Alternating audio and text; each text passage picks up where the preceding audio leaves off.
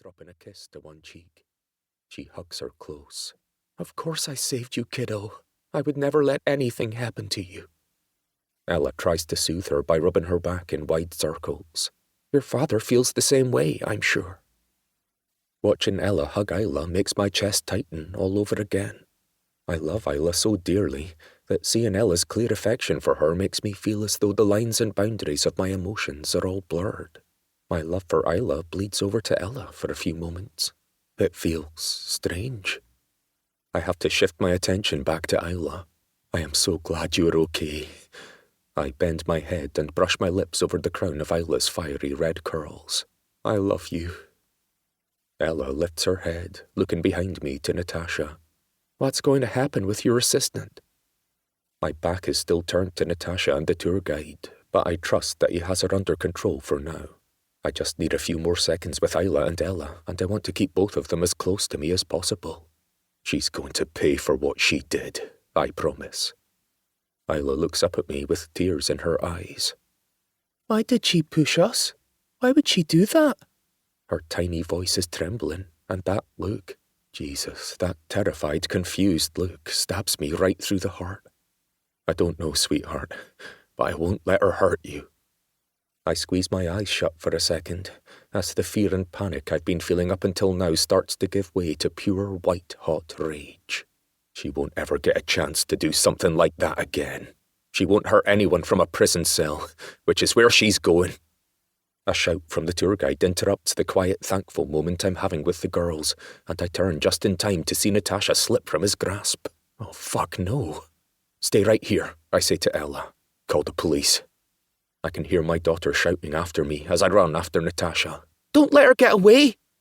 Isla doesn't need to worry. I'll chase Natasha across the whole damn city, across the entire Italian peninsula if I have to. She will be held accountable for what she did, for trying to murder my daughter and whatever Ella is to me.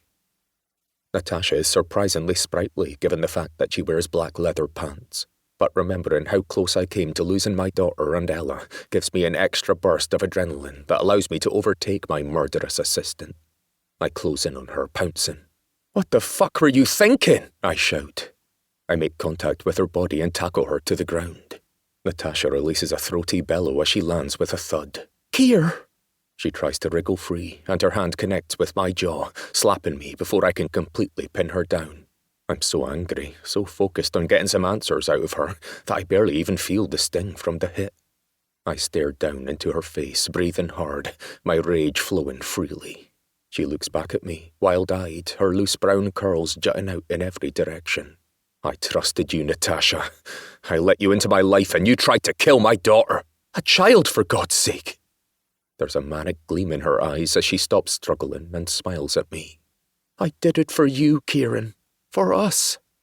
She isn't making any sense, but I'm more troubled by her expression. Just as I have her pinned on the ground, she has me pinned with her intense gaze, as though we are connecting by being this close. "What are you talking about?" She gives a haughty laugh. "You and I belong together. You flirted with me. I knew that when the time was right, you would welcome me into your bed. And you would have, if it wasn't for her." What? Does she really believe the nonsense that's coming out of her mouth?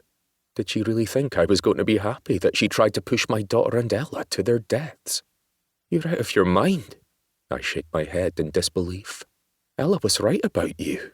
She was right to keep her distance, but I wouldn't listen." "That meddling, annoying bitch!"